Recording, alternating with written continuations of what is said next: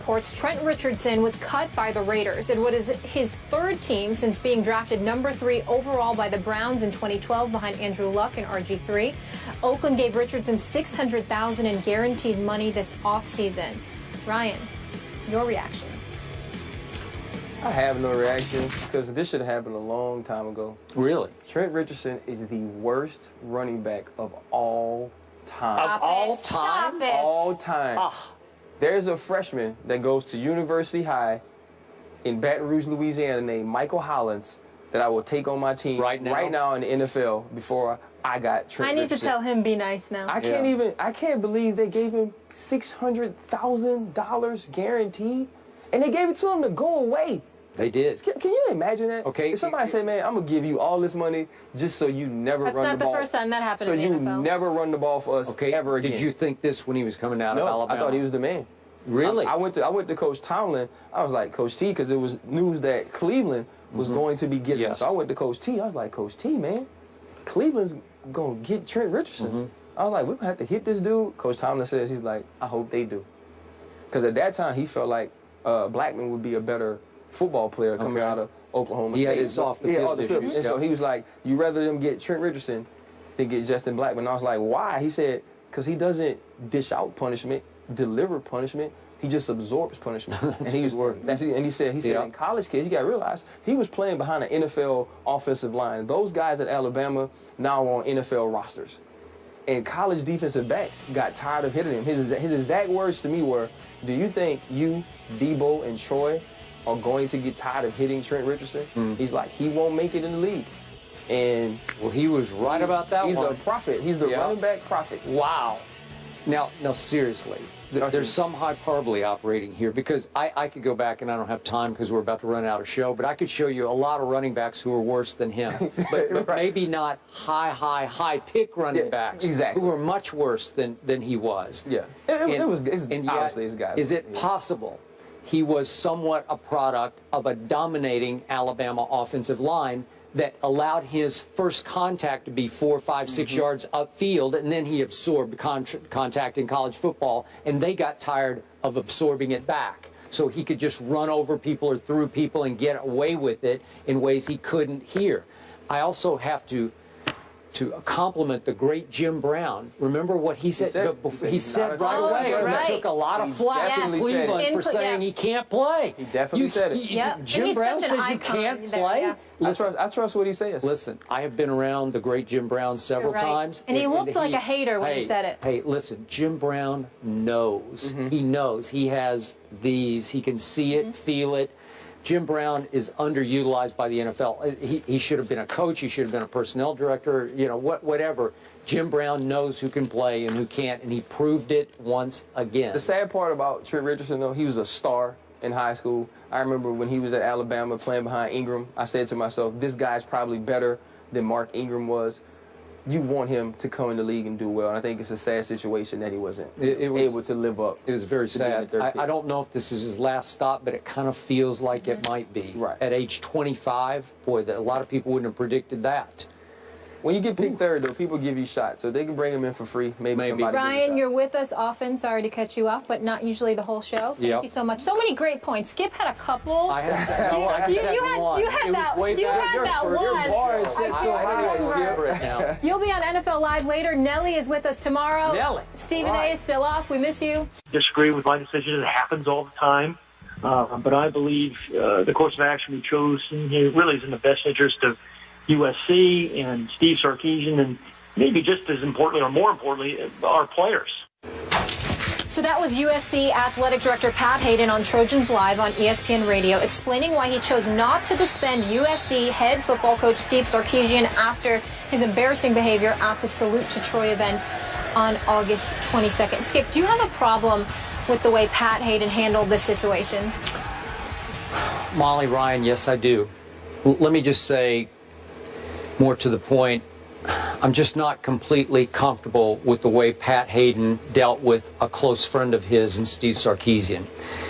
I've known Pat for a long, long time. Back in the day, I actually covered Pat when he was a quarterback of the Los Angeles Rams out of USC. He's a pretty good quarterback, by the way, for being a pretty little guy. I admire him. I believe in him. I believe in his value system. But he's very close with Steve Sarkisian. I know he likes him immensely.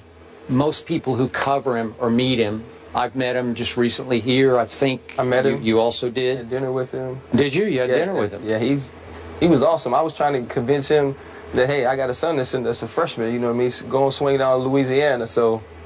Really? Yeah, interesting. So, I think, so you would send your son to play for him? I think after that meeting, you know, I would, depending on how this shapes up. I mean, people make mistakes. Oh, sure. No, I got it. So, yeah, I'm cool with that. Okay, so now we're back to what exactly is going on here. If, in fact, Pat Hayden's friend, Steve Sarkisian, has a problem, and I'm not sure exactly how to define it, but if you can define it as a problem, right, then as his friend, Pat Hayden should have exercised more tough love and forced him into a sabbatical, into some sort of rehabilitation situation where he needed to go away and fix his problem, if in fact it runs that deeply.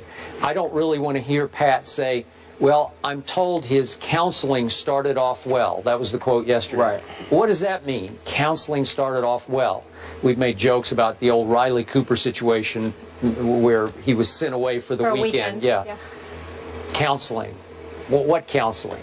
Well, is that what's going on here? Because Pat was in a tough spot.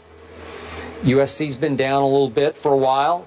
Now you have a veteran, savvy quarterback in Cody Kessler coming back, and I saw Sarkisian here and likes his chances, man. Yeah. A lot of people like their chances. I'm seeing it all the way up to ranked 4th in the country, but they are a top 10 team, so clearly they have a shot at making the Final Four, the postseason this year. Probably going to win that conference. So do you send away your coach because he has a problem on the eve of what could be a breakthrough season? You'd be back on the national map. It's a tough call. Pat Hayden did what he thought was best for the program, maybe more so than for his friend, Steve Sarkisian. That's my take. Let's also point out this is the first year they're not under the NCAA sanctions anymore. Good point. So Steve Sarkisian, just when I met him, was genuine. He was fun. He was bright. He wasn't behaving the way he behaved there. So I don't know if it's a problem. I've only seen him that one time, and he was fine that night. So for me, I don't know how deep this runs. He came out and said afterwards he didn't have a problem. It was a mix of medication and a mix of alcohol.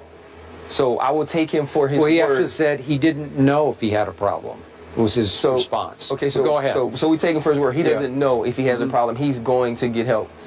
I don't know if Pat Hayden fell victim so much to his love for Steve Sarkisian as he did his love for the USC Trojans. He's a guy that went to school there. Yeah. He played quarterback there. For him to have to live through the Lane Kiffin era and the Lane Kiffin tenure probably killed him inside. It probably did. And we're going into a year, Cody Kessler is a guy who's going to be up for the Heisman. Yeah. This great interception to touchdown ratio. They're finally ranked in the top 10. People are picking them to make the playoffs, playing in the Pac-12, which is going to be extremely tough division this year. If you come out there, you probably do make the BCS playoffs. And he was faced with the decision.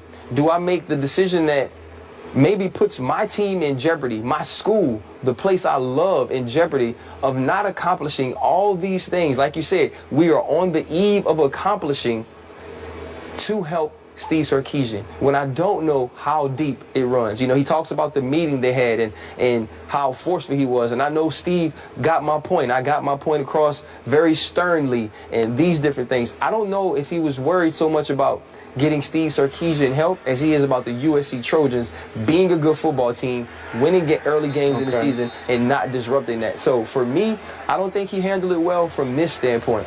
Whether he has a problem or not, the public perception is whatever you have going on was more important than you being able to function at this important event.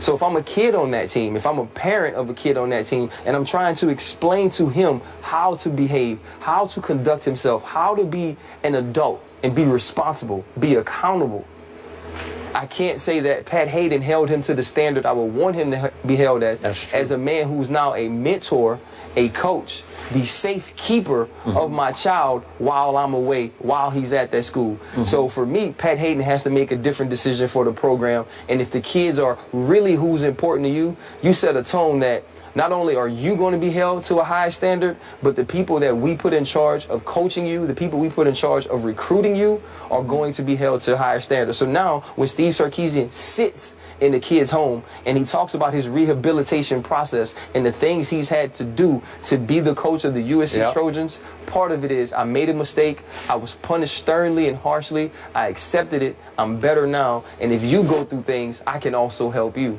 He can't preach that to kids when he sits in their homes. And that's where Pat Hayden made the mistake. I completely agree. And yet Pat allowed the players, the leaders of the team, to quote unquote punish the coach the way they would. It was a joke. Thank you very much. I was going to say I laughed that really was a joke. Because to punish a coach the way you would be punished for missing a meeting or being late to a meeting by running some sprints or up downs or whatever it is, it's just it doesn't equate. So if you're a player on the Trojan team right now, a leader on that team, have you lost some respect for the head coach?